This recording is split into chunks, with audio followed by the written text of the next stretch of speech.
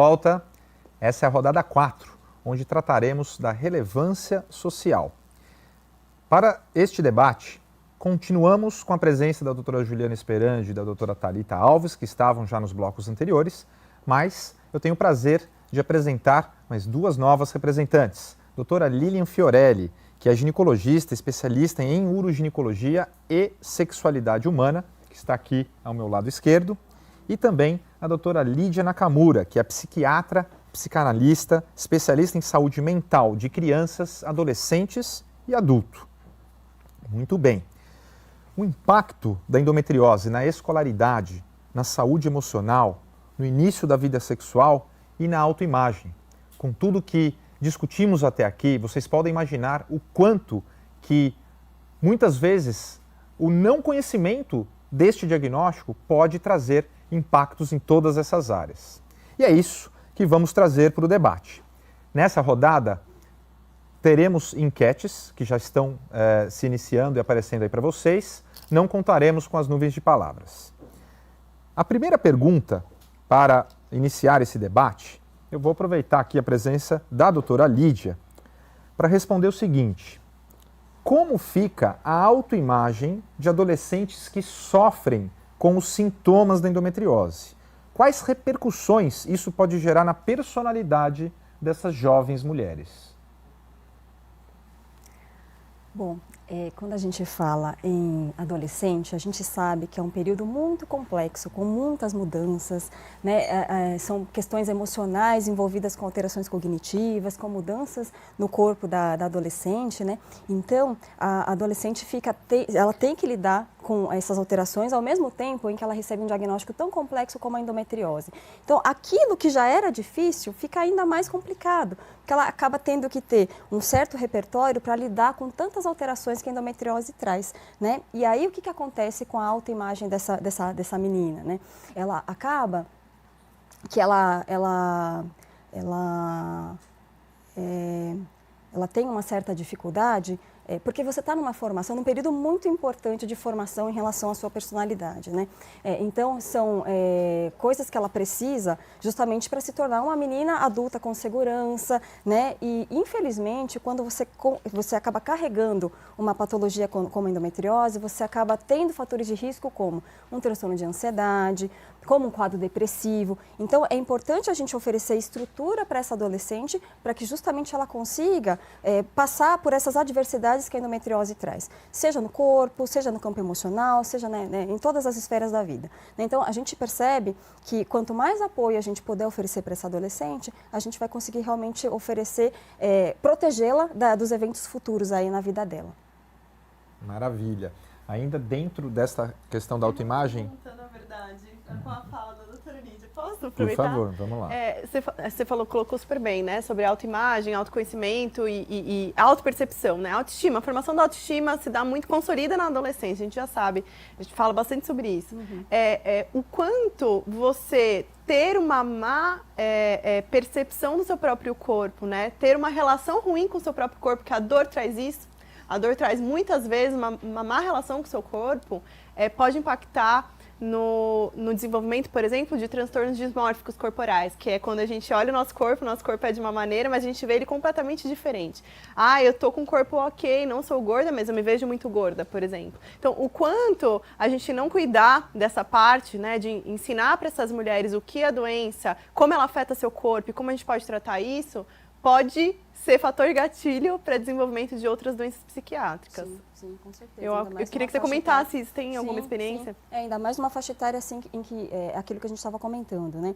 A adolescente, ela não sabe muito dela. Então, são alterações no corpo, né? São alterações que ela ainda está tentando entender, ela tem um estranhamento, né? Poxa, de repente eu tô com uma coxa aqui, de repente eu tô com umas coisas estranhas aqui no meu corpo. Então, para ela, é muito difícil ter que encarar isso tudo. E aí, uma coisa que a gente fala muito é como uma espécie de arquivo, né? São os repertórios que nós temos para lidar com as adversidades da vida. Então, a gente vai buscando no nosso arquivo e fala, poxa, diante de uma situação, por exemplo, tem um conflito com alguma pessoa, né? Um colega, enfim.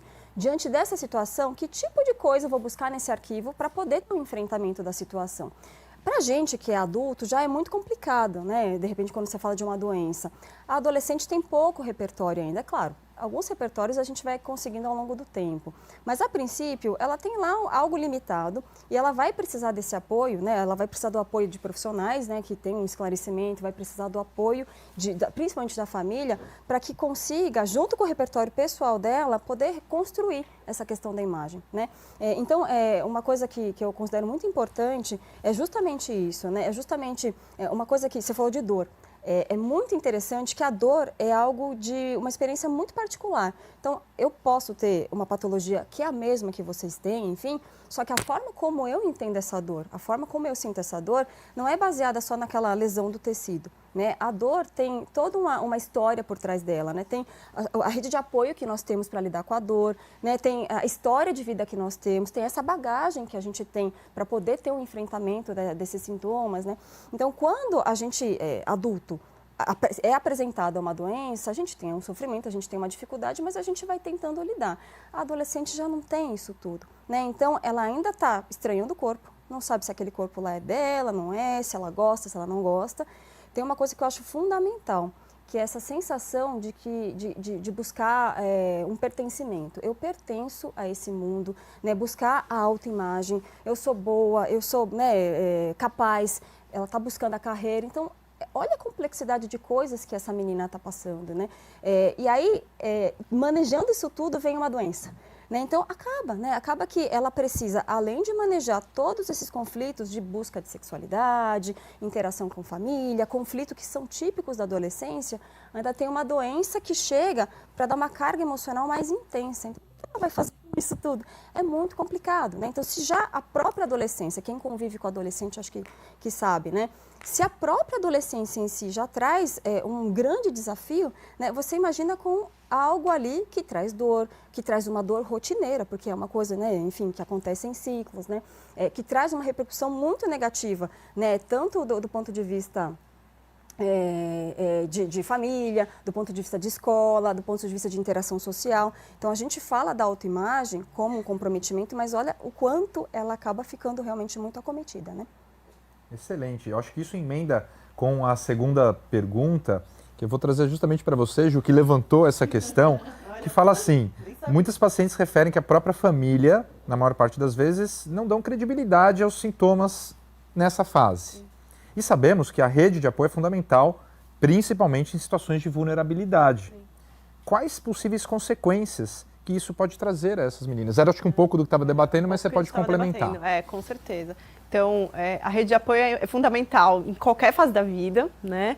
Mas nessa, eu acho que ainda mais por conta da formação da personalidade, da percepção do self, de você saber qual é o seu papel no mundo, como a gente estava comentando. Eu comentei com a Thalita também no começo, antes de a gente estava conversando sobre isso. Então, assim, a gente precisa, e eu trago mais do que isso, eu trago como rede de apoio também os profissionais da saúde. A gente precisa entender que a paciente que chega e fala que tem dor e é prescrito um tratamento sem explicar, sem investigar, sem explicar sobre a doença, sem explicar para ela como a doença afeta seu corpo, a gente está gerando uma iatrogenia. E a iatrogenia é mais um dano do que uma resolução. Tá? Por quê? Porque só entendendo a doença e percebendo como ela afeta seu corpo e explicando como você pode conduzir, que a paciente vai conseguir tomar as próprias decisões em relação àquilo. E isso, gente, pode ser feito desde a infância e da adolescência. Né? Os adolescentes já têm uma capacidade de discernimento e de decisão por si. Claro que sempre com o suporte dos responsáveis, mas quanto mais cedo a gente estimula isso, melhor a autoestima daquela mulher. Ela sabe que ela tem autonomia para decidir, ela sabe que ela entende sobre aquela doença. Então, assim, é essencial. Acho que esse bloco aqui não tem... Talvez seja um dos mais importantes que a gente pode classificar, porque isso muda tudo. Né? Isso muda como você encara a sua doença em todas as fases da sua vida e mais, como você encara a sua vida, seus problemas. Né? Então, a gente precisa realmente de um acompanhamento multidisciplinar e a gente precisa trazer essa conversa para os pais, para os responsáveis, para as escolas, como a gente já comentou, há um atraso diagnóstico muito mais importante nas pacientes jovens do que nas adultas, quando os sintomas começam na infância e na adolescência, então é essencial. A gente ter a doença não significa que você é fraca, ter a doença significa que você é muito mais forte, porque você consegue desenvolver artifícios para lidar com ela. Então a gente tem que mudar um pouco a concepção em relação a isso e conseguir trazer isso nas consultas, nas discussões, nas rodas de debates, nos amigos, né? Excelente. Os parceiros e parceiras, né? Que a Sem gente vai dúvida. falar da parte de sexualidade também. Perfeito. Antes de continuar com a discussão, só mais um lembrete que as enquetes sobre esta rodada, sobre esses assuntos, estão já na plataforma para vocês responderem e daqui a 2, 3 minutos essas enquetes vão fechar para que a gente possa trazer os resultados aqui para todos. Então, quem não respondeu, respondam que daqui a pouquinho a gente vai compartilhar esses resultados. Thali, indo muito na sequência do que a Ju estava falando, quais impactos potenciais que a endometriose pode trazer na educação dessas pacientes? Quando a gente fala de uma doença que tem um estigma muito forte, né? Que aquela mulher que se sente que tem endometriose, ela carrega todo aquele peso por ter a endometriose. Então, imagina ela num período menstrual, tendo uma dor incapacitante, onde ela não consegue ir à escola, onde ela não consegue parar para ler, parar para estudar, ter dificuldade com os relacionamentos. Então, a endometriose ela é uma doença que ela pode sim comprometer muito a educação dessa criança, desse adolescente, mas uma coisa que eu acho que a Ju falou, que traz muita importância, é essa rede de apoio e associar isso a não colocar a endometriose como algo ruim na sua vida.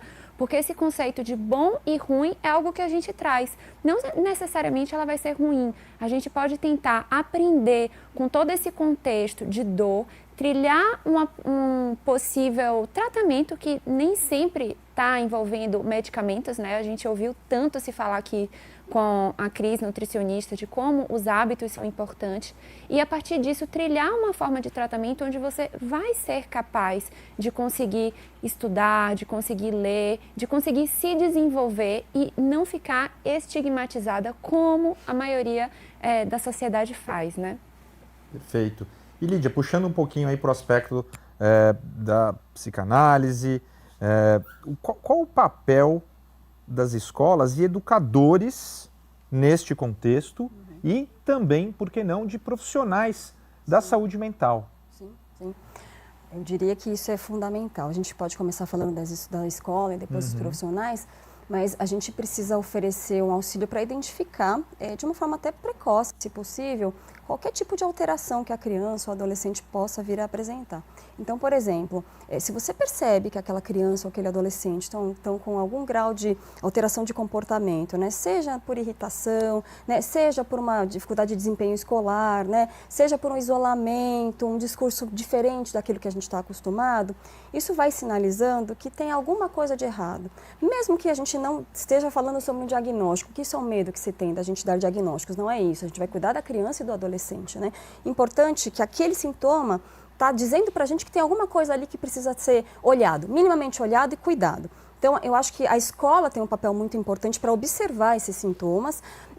Também acho que um outro papel muito importante que eu creio que a escola consegue oferecer é justamente ajudar a criança na expressão das emoções, né? Coisa que eu acho que atualmente a gente vê que as escolas estão tentando um pouco mais, né? Trabalhar um pouco mais essas competências socioemocionais. E aí, acho que colocando para os profissionais de saúde, eu também vejo algo muito positivo, acho que mais na atualidade, enfim, que é justamente um acesso maior à informação sobre saúde mental. A gente ainda tem muito estigma, mas eu acho que isso está começando a ser rompido, ainda engatinhando, mas está. E justamente qualquer profissional, seja um dentista, né, qualquer profissional de saúde, poder escutar um pouco aquela queixa, né, e saber direcionar, né, saber encaminhar para um bom profissional de saúde mental para que seja acolhido e seja orientado, tanto a criança e o adolescente quanto a família, que muitas vezes também precisa dessa orientação. Perfeito.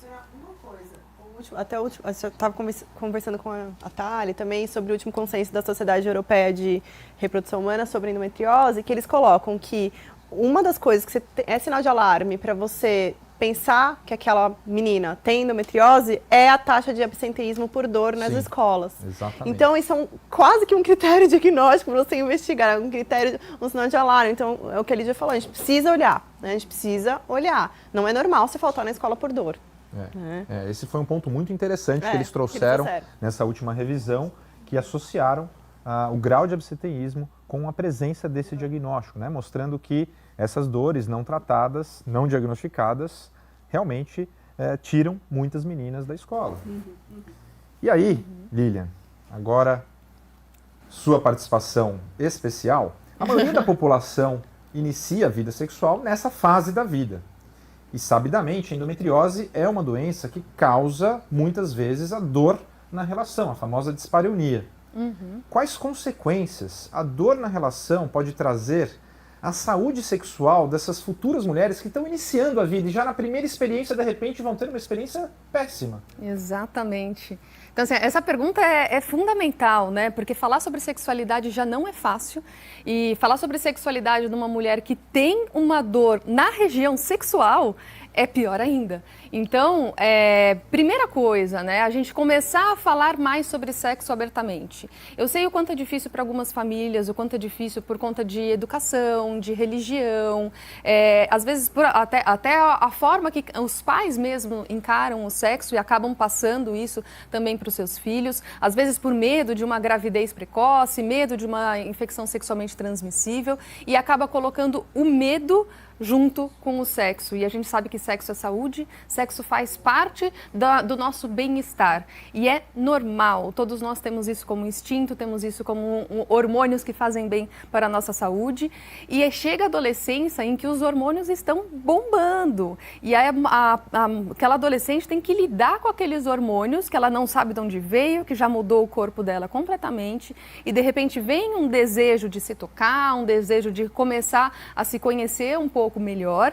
Existe toda essa repressão que foi acalentada aí ao longo dos anos, de forma repressiva, e que ela acha que aquilo é errado, que ela não pode se tocar, e de repente vem um diagnóstico de uma doença exatamente nesse lugar proibido. Então olha como que isso fica, né, um bicho de 7 cabeças. Sexo é ruim. E aí quando finalmente ela se abre e fala, não, realmente encontrei o homem dos meus sonhos, ou não, vou experimentar como que é ter uma relação sexual, e sente dor. Fala, nossa, já era proibido, eu estou sentindo dor e agora estou aqui pagando as consequências de um sexo ruim. Olha qual é a imagem que a mulher tem do sexo ao longo da vida dela. Então a gente conseguir quebrar, pelo menos, né, iniciar essa quebra de estigma logo nas fases iniciais, primeiro trazendo o sexo como algo bom para a saúde, cada um no seu tempo, inicie no seu tempo, conheça o seu corpo, saiba valorizar o seu corpo e a partir daí mapear se aquela relação sexual está te trazendo um desconforto, porque existe um problema, tipo a endometriose está te causando um problema ou não, isso daí é mais uma questão psicológica, porque são coisas muito envolvidas, né? E essa informação ela tem que vir sim de alguns dos 3 pilares que a gente fala da sexualidade, que é a educação nas escolas, que é dentro de casa e é numa consulta médica com o seu médico de confiança, seja o pediatra, a herbiatra ou até um ginecologista. Muito legal. Alguém ainda gostaria de acrescentar? A Lilian trouxe uma resposta excelente para essa pergunta. Lídia, gostaria de acrescentar alguma coisa? Muito bom. Nós temos, nessa rodada, 2 perguntas da audiência que eu vou trazer aqui para os debatedores e também nós temos 5 perguntas das enquetes que vocês responderam. E como são 5 perguntas e são perguntas que vão também possibilitar aí mais discussão, a gente vai agora discorrer sobre esses resultados, podemos debater esses resultados e depois eu trago as perguntas feitas por vocês da audiência para respondermos aqui também. A primeira pergunta da enquete era: quanto você acredita que os seus sintomas atrapalham ou atrapalharam seus estudos e escolaridade? Olha só, 34% mais 32% são 66% respondendo que atrapalhou de moderado a muito, né? Veja que isso transpõe para a fase adulta, né? Que vem aí depois o absenteísmo do trabalho. Então, olha o quanto impacta a vida profissional também dessas meninas que já começaram a faltar na ter esse escola. impacto desde muito cedo. Desde cedo. Segundo, o quanto você se sentia afastada ou excluída de atividades importantes, seja familiares, de amigos, amigas, nesse período da adolescência por conta dos seus sintomas.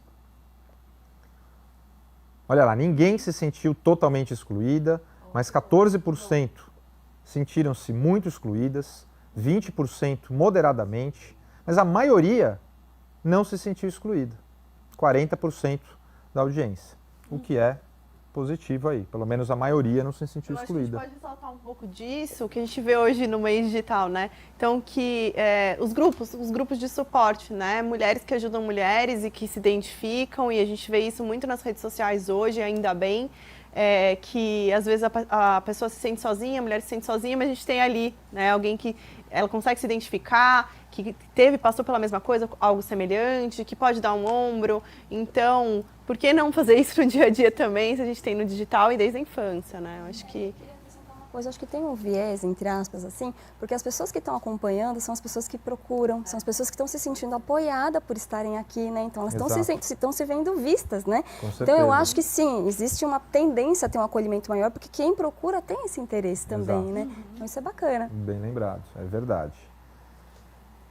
A terceira pergunta da enquete é a seguinte: você se recorda de sentir dores ou incômodo nas relações sexuais de profundidade nessa época, no início aí da sua vida sexual, especialmente em algumas posições? Vamos ver as respostas. 36% não tinha relação ainda nessa fase, mas dentro das que tinham, 27% sentia dores ou incômodos frequentes, 8% sentia dores ou incômodos em todas as relações, já é quase 10% aí referindo que sentia dores em todas as relações. Algumas, eventualmente, e 12% não sentia nenhum incômodo ou dor. Eu queria só ressaltar em relação a isso, dor na relação sexual, primeiro eu queria deixar muito claro, dor na relação sexual não é normal em qualquer fase, tem sempre alguma justificativa, tá? Mas a gente sabe que é muito comum, apesar de não ser normal, é muito comum a relação sexual no início, quando a mulher está começando a descobrir, nas suas primeiras relações, ela está nervosa, ela está tensa, o ímen não rompeu ainda, então existe uma confusão, às vezes, dessa dor logo de início, porque a mulher ainda não estava preparada para aquele momento. E preparada, que eu digo, é muito mais do ponto de vista emocional, não que ela não esteja já, né, podendo já ter as suas relações sexuais. Com camisinha, pelo amor de Deus, gente, eu tenho que deixar isso muito claro, que camisinha é a única coisa que vai proteger contra infecção sexualmente transmissível. Mas nessa fase, a partir do momento que você tem um rompimento do ímen, pode ter uma certa dorzinha ali. Se você não está muito ansiosa, não está muito relaxada, pode ter falta de lubrificação e pode ter uma dor ali. Então existem essas causas que são causas que a gente consegue melhorar com lubrificante, por exemplo. Mas tem as causas das dores de profundidade, que é quando o pênis bate lá no fundo, que essas são mais típicas mesmo da endometriose. E vendo aí essa enquete, né, a gente sabe que as relações sexuais que são mais incômodas, quando são incômodas, são essas primeiras, pelo que eu falei no início. Agora, eu vejo que teve muita gente que teve relação sexual com dor persistente. Então, possivelmente, já tinha uma atividade ali da endometriose contribuindo para essa dor, né? Então, é algo da gente abrir muito o olho aí. E aí, olha só, Lili, vem uma pergunta na sequência que tem muita relação com isso, que era a seguinte: você sente ou sentiu medo de iniciar as relações sexuais por conta de já sentir dores? Vamos ver os resultados. 52%, a maioria aí, não tiveram medo. Uma parcela teve pouco medo, mas essa mesma parcela, 17%, teve muito medo. E uma parcela ainda menor, 6%, nem conseguiu iniciar por causa do medo. Olha só como é importante. Eu queria trazer uma pergunta até para a doutora Lilian complementar, que a gente vê, como a gente viu na enquete anterior, que muitas pacientes tiveram dor desde cedo, isso pode causar consequências futuras. Então, desde hesitação para iniciar o sexo, então alguns distúrbios sexuais mesmo que começam ali, até a parte orgânica mesmo, física, vaginismo, contraturas musculares, que são presentes de maneira significativa nas pacientes com endometriose. Exato. Né? Então, eu acho que se quiser comentar um pouquinho isso, Lili, sobre essa certeza. parte, acho bem importante. Até todo o processo de dor crônica causa adaptações do nosso corpo em resposta àquela dor, e na parte sexual não é diferente. Então, a partir do momento que a mulher, ao longo do tempo, ela teve dor na relação sexual, nunca tratou isso, não soube que isso era tratável, e ela vai aguentando essa dor, gente, pelo amor de Deus, não aguente a dor, porque você vai ter uma modificação corporal e até psicológica em relação a isso. A gente não quer fazer o que é ruim, a gente acaba evitando, tem uma diminuição de libido. A gente tem o medo da contração muscular, e essa contração muscular, como a doutora Juliana falou, pode gerar um vaginismo. O que é vaginismo? Uma contração involuntária da musculatura do assoalho pélvico, gerando mais dor na relação sexual, ou às vezes até impedindo a penetração. E a gente sabe que não é só a contração muscular logo do início da vagina, às vezes ela consegue uma penetração e tem uma dor no fundo, também por contração muscular. Temos músculos dentro da nossa pelve que às vezes podem estar contraídos. A sensibilidade da dor também pode mudar. Então, olha quanta coisa que pode acontecer se a gente não trata logo de início. E tratá-la no futuro, dá certo, mas o processo também é mais longo e mais doloroso. Eu queria só finalizando, e se vocês quiserem complementar a Thalita, a Lídia, eu queria fazer um chamado para os profissionais da área da saúde que atendem mulheres. Tá? Muitas vezes a gente não aborda isso em consulta, a parte da sexualidade. E para muitas pacientes, aquele é um ambiente seguro para falar sobre isso. Né? É um ambiente fechado, que tem porta, que ela pode trazer os anseios. Então, a gente perde uma oportunidade muito importante de abordar esses problemas. Às vezes ela não tem amigas, às vezes ela tem vergonha, às vezes ela não iniciou a vida sexual e já está com a idade mais avançada e ela não quer, ela tem medo de falar sobre isso. Aí, a internet vem com um mundo, muitas vezes, que agride muito mais, porque a gente sabe que a sexualidade na internet é exposta, muitas vezes, não de maneira acolhedora e de autoconhecimento, né? Ainda mais para o público feminino, a gente já está mudando, né, doutora Lilian? Isso, a gente está trazendo essa mudança, mas o consultório é um local super seguro para falar sobre isso e tem que ser. Então, o convite que eu faço a gente tem que pensar sobre a nossa sexualidade para depois conseguir tratar quem precisa disso. Então, quanto mais a gente se autoconhece, a gente consegue trazer isso nas consultas também. Eu vejo que a gente não aborda muitas vezes porque a gente não pensa sobre nós mesmos, né? Então, eu faço convite para vocês, que a gente pense mais sobre isso, que a gente fale sobre isso, que a gente deixe a porta aberta para a paciente se sentir confortável, né, em falar. Excelente, Ju. Eu queria só falar rapidinho, falando isso da Ju, eu tenho um canal no YouTube, quem quiser pode me seguir lá, pode se inscrever, que eu falo muito abertamente sobre sexualidade em todas as fases. Você Plena é o nome do canal, doutora Lilian Fiorelli, e tem o curso Você Plena, que é um curso que tem mais de 90 aulas, que eu explico sobre sexualidade desde o início. A adolescente pode assistir, a mulher na fase adulta, a mulher pós-menopausa, porque a informação que tem ali, ela é para público geral. E eu falo tudo sobre sexualidade de uma forma leve. Convido vocês, www.cursovoceplena.com.br. A gente está nos últimos dias do 90% de desconto desse curso, então também aproveitem. Excelente, muito bem lembrado. Não tinha melhor oportunidade para trazer essa informação, Lili. Pessoal, esse curso da doutora Lilian, do Você Plena, é fantástico. Vale muito a pena. E aí eu vou trazer a última pergunta da enquete, que é um tema também bastante delicado e talvez a Lídia, aqui dentre os profissionais, seja a que mais tenha um relacionamento direto com esse tipo de problema, que às vezes é uma consequência de tudo isso que a gente discutiu aqui. E a pergunta é, você faz ou fez uso de drogas ilícitas nessa fase? E se sim, com qual objetivo? Vamos dar uma olhada nas respostas. Olha que bacana. Da nossa audiência, 96% praticamente responderam que nunca experimentaram. 2% experimentaram por lazer e 2% para tentar aliviar angústias emocionais. Acho que isso você pode trazer um pouquinho do dia a dia aí do consultório, né, Lídia? Talvez o consultório tenha números opostos à com pesquisa. certeza, porque esses 2% procuram, né? Eu acho que é bem ao contrário. Mas justamente, né, porque o adolescente busca muitas experimentações nessa faixa etária, né? Então, o que ela quer? Estou falando ela, mas enfim, isso acontece com os meninos também, né? É a busca de novidade, né? É a busca de identificar novas emoções.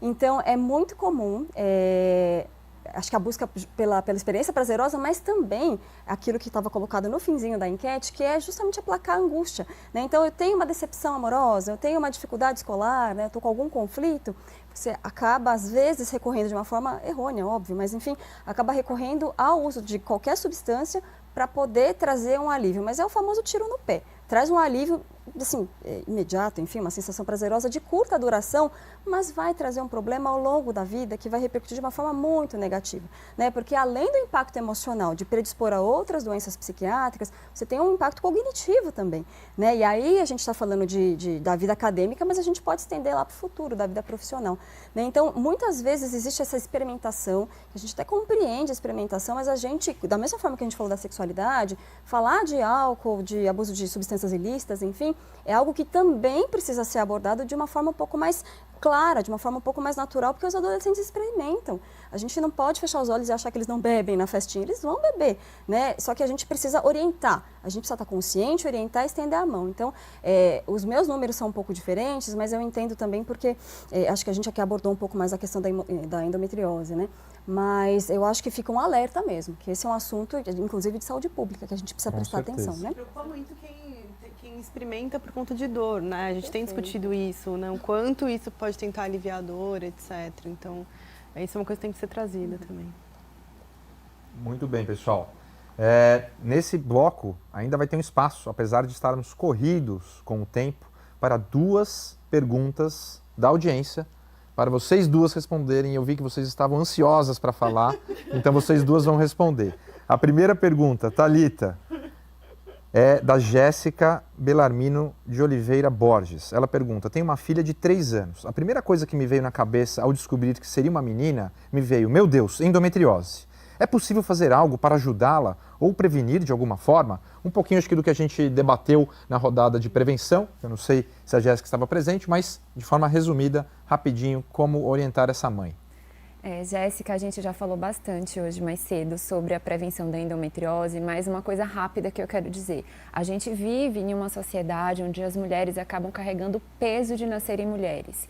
E isso já é um ponto importante quando a gente pensa nessa menina que vai menstruar, porque não é interessante que ela pense que ela nasceu com esse peso e de que ela tem todos esses riscos. Porque, a verdade, riscos a gente tem, né? O tempo inteiro a gente está sendo submetida a riscos e o importante é que a gente pense nas nossas rotinas. Então, o que é que você pode ofertar para sua filha de 3 anos que em um momento ela vai começar a menstruar e não necessariamente ela vai ter endometriose? Orientação com relação à alimentação, estimular a atividade física, conversar sobre a sexualidade, como a doutora Lilian falou. E uma forma de você também fazer isso é se informando. Uma vez que você consegue lidar com naturalidade com relação ao corpo feminino, à menstruação e à sexualidade, você vai conseguir passar para sua filha com mais clareza, e mesmo que ela venha a ter uma doença como a endometriose, ela já vai estar acolhida, já vai ter essa rede de apoio para que consiga lidar e talvez ela nem tenha sintomas graves e impactantes. Excelente, Thalita. Ju, 1 minutinho para responder. Essa pergunta é da Eveline Rodrigues. O início dos sintomas nas adolescentes começa após a primeira menstruação? Também falamos sobre isso. Não necessariamente. Podem existir sintomas antes da primeira menstruação, por isso que é importante a gente ficar de olho em relação a qualquer queixa dessas meninas e dessas adolescentes e valorizar essas queixas para o diagnóstico precoce. Maravilha. Pessoal, eu sei que são várias as perguntas que ainda não puderam ser respondidas aqui justamente pela questão do tempo. Todas essas perguntas vão ser armazenadas no nosso sistema e serão respondidas por todos esses especialistas aqui ao longo e até após o evento, e vocês terão acesso a essas respostas. Então, podem continuar trazendo essas perguntas. Eu queria agradecer a presença de todas vocês nesse debate. Obrigada. Foi maravilhosa essa rodada.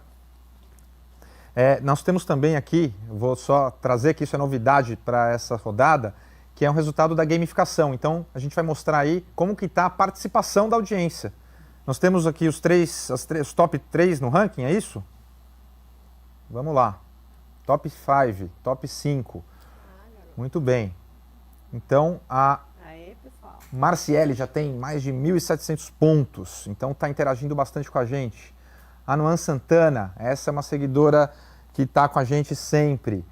Lilian Donati, nossa psicóloga também, que vai participar do evento, também está participando bastante aí na audiência. Cecília Marzon, paciente também operada recentemente, e Eveline Rodrigues.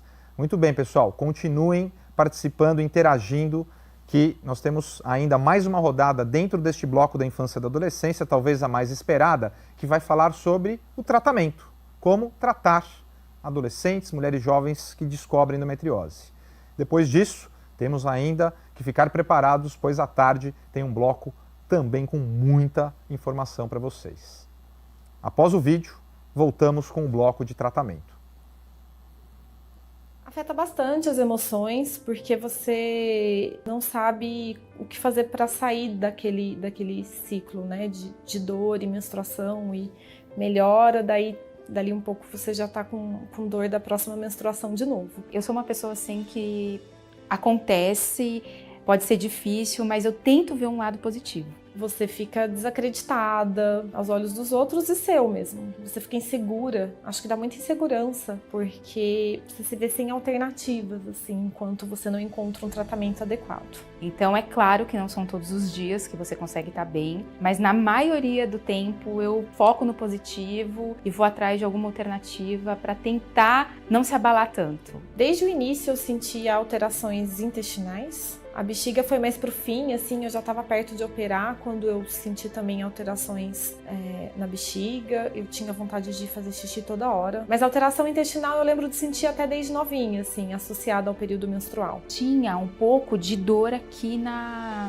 região pélvica, mas eu achava que era cólica, um pouco de cólica. E sim, eu não tinha dor para evacuar, mas eu tinha sangramento. E sentir dor para ir no banheiro não é uma coisa nada agradável, né? Afetava o meu corpo como um todo, sentia tudo doente. A bexiga eu acho que antes de operar não. Hoje, depois que eu operei, porque foi uma sequência de cirurgias, eu sinto um desconforto sim, principalmente pela manhã.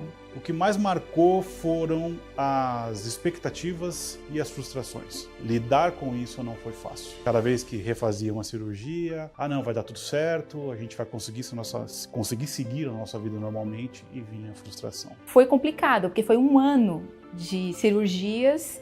Tinha libido, sim, eu senti uma diferença enorme quando eu parei o remédio, mas você fica focado em outras coisas. Eu acho que foi lidar com esses altos e baixos. Eu acho que você precisa ter um grau de amadurecimento muito grande para entender isso. Eu tive a sorte de ter um marido compreensivo e, embora eu vivesse com dores, tinha dor na relação, mas era uma coisa que a gente conseguiu manejar. A gente tinha manejo para isso e compreensão, respeito, mas a dificuldade de engravidar associada à endometriose, ela comprometeu a vida sexual do casal. Hoje eu me sinto uma pessoa com muito mais libido do que antes. E eu já fiz a cirurgia, então acredito que isso também mexa bastante, né?